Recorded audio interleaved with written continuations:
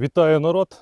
Сьогодні побалакаємо про типи спусків, які вони бувають, і, на мою суб'єктивну думку, які для чого краще годяться. А ось тут поряд буде візуалізація того, про що я розказую, щоб не було чисто на пальцях.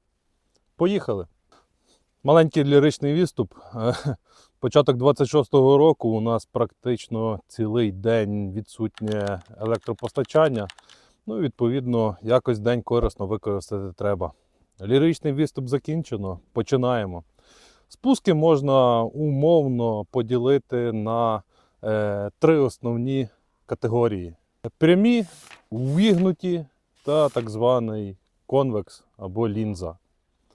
А тепер давайте поглибше. Найнижчі і доволі такі відомі спуски, хоча вони мало ким розглядаються як прямі, але фактично вони є прямими. Це є сканді спуски, поширені в північних народах Європи та, по суті, і не тільки. Їхньою основною ознакою є дуже низький спуск. На сьогоднішній день цей спуск є прямим, він сходиться в нуль, і зазвичай його сходження до вершини йде від 8 до 15 градусів на сторону, тобто від 16 до 30 градусів сумарний кут. Ці спуски, в принципі, чудово підходять для стругання деревини, але, на мою особисту думку, більше ні для чого вони чудово не надаються.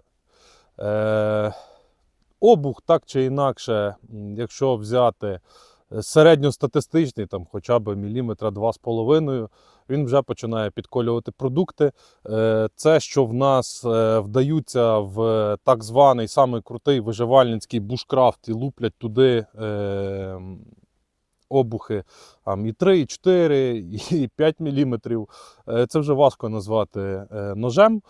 Це чудовий ручний рубанок для стругання дерева. Такі спуски дуже добре контролюють ріст.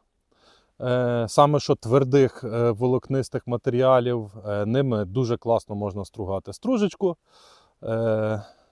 Такі спуски, в принципі, доволі легко, без особливих вмінь заточувати, але це є дуже довгий процес, так як приходиться зносити по-хорошому повністю весь спуск, виходячи на ріжучу кромку. Хто би там що не розказував, більшість користувачів при заточуванні таких ножів згодом все рівно їх на руках підлінзовує. І це вже там супер-дупер сучасному розумінні трушним сканді назвати буде важко. Далі те, що трішки вище у нас йде, тобто спуски йдуть трішки повище, в англомовному середовищі зветься Cyberblade, або можна їх назвати шабельними спусками. В нас частіше всього це називають просто прямими спусками, але вони невисокі. Там на третину клинка, на половину, на 3/4. Такий клинок поєднує в собі достатньо хорошу міцність і достатньо хорошу різучість. Частіше всього такі клинки можна побачити на різноманітних тактичних ножах, на різноманітних ломіках, і часто такі спуски зводять доволі грубо. Тонко зводити такі спуски сенсу особливого немає, так як у нас кут все рівно доволі великий, обух на сьогоднішній день частенько масивний, і різака особливо хорошого з такого ножа буде придумати в принципі важко. Звичайно, мають право на життя, як і абсолютно усі спуски для своїх задач. Піднімаємось ще вище, і в нас виходять прямі спуски від обуху. Найрозповсюдженіший тип спусків, так як робляться вони найпростіше, мабуть, що чи не найдешевше, це просто знятий метал від самого обуху до ріжучої крайки, підвод формується, вірніше не підвод, а зведення формується частіше всього під задачі. Якщо ми говоримо про якісь близькосхідні кухонні ножі, то вони зводяться там надзвичайно тонко. Щось для більш важкої роботи більш грубше. Так чи інакше, це найпростіший тип спусків, який є абсолютно в кожного, як мінімум, на кухні. Такий спуск, можна сказати, є універсальним і, в принципі, найбільш розповсюдженим. Про нього, в принципі, важко що-небудь додати. Наступний тип спусків у нас увігнуті спуски. Вони, як по мені, являються королями в роботі по м'яких продуктах, в першу чергу м'ясо. Ті з людей, ті з мисливців, які спробували працювати на увігнутих спусках, я сумніваюся, що коли-небудь повернуться до чогось інакшого. Увігнуті спуски можуть бути різними. Вони можуть бути як і доволі низькими, так і також від обуха. У вігнутих спусках вже не вийде просто взяти, прикласти до станка і щось отримати. Тут потрібно вже і трішки включити в голову, зрозуміти, якої висоти спуски тобі потрібні, якої увігнутості тобі спуски потрібні. Відповідно, під це потрібно підібрати колесо потрібного діаметру, потрібну товщину клинка, тобто обуха, для того, щоб у нас на виході вийшла не небезпечна бритва, не сокира, а нормальний різучий ніж.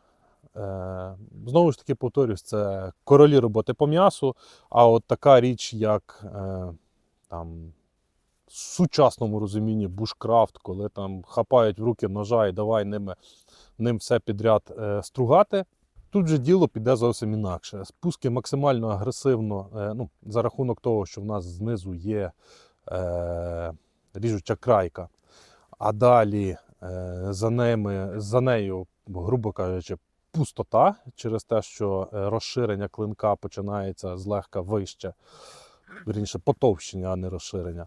Вони максимально агресивно врізаються в матеріал, і при струганні тих же самих дерев'яшок, так, вони стругають мега агресивно і в той же час дуже швидко залипають, перепрошую, собака вирішила подурачитись на снігу. В той же самий час вони залипають в твердому матеріалі, бо вгризаються надзвичайно сильно і їх просто може закусувати. Через те віднесу такий тип спусків до старих бойових ножів, там, де треба було добре пощупати біоматеріал, і до ножів, які стосуються роботи з м'ясом, мисливських, шкурозйомних, обвалочних і тому подібних. Наступним в списку у мене йде конвекс. Конвекс може бути зведений як і в нуль на багатьох бушкрафт варіантах, наприклад, той ж самий Bark River зводить свій конвекс у нуль. Я також свій конвекс звожу у нуль. Так і він може бути зведений до певного, вибачте за тавтологію, зведення і потім сформований підвод. Так, наприклад, робляться дуже багато японських кухонників, які можна назвати європеїзованими кухонниками. Вірніше, напевно, японізованими, коли беруть європейську форму клинка, вона попадає в Японію, і в Японії на ній роблять двосторонні спуски, вони дуже і дуже часто на плавному конвексі.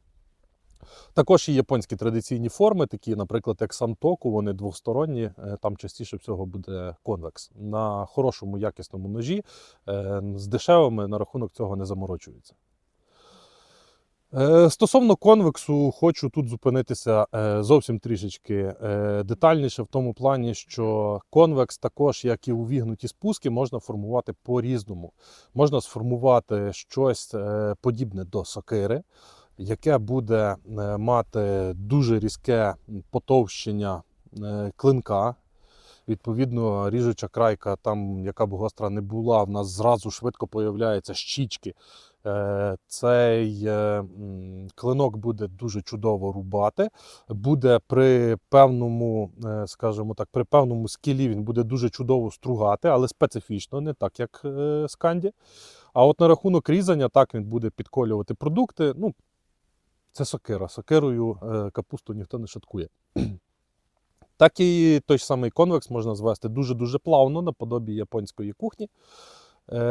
де він буде допомагати наступною річчю. Немає чіткої площини, до якої буде прилипати продукт. І в такому випадку при нарізці продуктів у нас кращий відвал продукту на сторону, ніж м'якше ходить по продуктах. І взагалі працює, скажімо так, коли ми беремо прямий спуск і конвекс, вони працюють по відчуттях по-різному. Тобто різ у нас виходить різний. Останньою завершальною категорією ножів, вірніше не ножів, а спусків ножів, я б хотів віднести різноманітні спеціалізовані асиметричні спуски. З самого початку я про них не сказав, так як річ специфічна, в нас мало поширена. Асиметричними спусками можуть бути як і звичайна 100-месочна заточка. Тобто з однієї сторони у нас йде звичайний плейн, тобто спуску жодного, з другої сторони просто спуск. Хтось би міг сказати, що це ж традиційний японський кухонник, але в традиційному японському кухоннику з зворотнього боку, з боку підтримки, у нас йде виборка. Тобто ось йде виборка, а з цієї сторони йде спуск.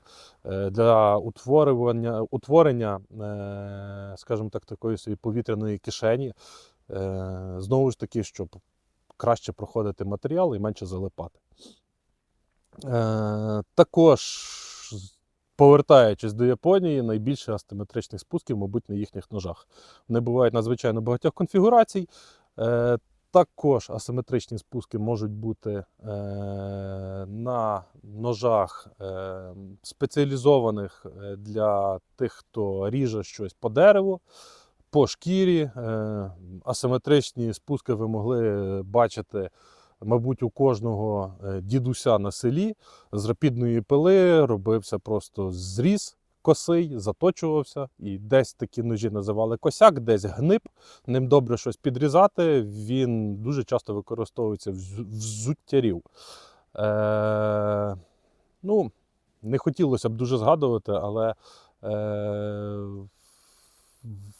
чомусь популярні в нас якути, хоча вони, як по мені, в нас не годяться абсолютно ні для чого, також мають асиметричний тип спусків. Це так для розуміння, бо їх бачив багато хто. Хоча зовсім не розумію ні естетики, ні ідеології їх використання, ні практичності їх застосування. Отже, такий короткий лікбез в мене видався. Надіюся, тепер ще це вийде доволі швидко змонтувати.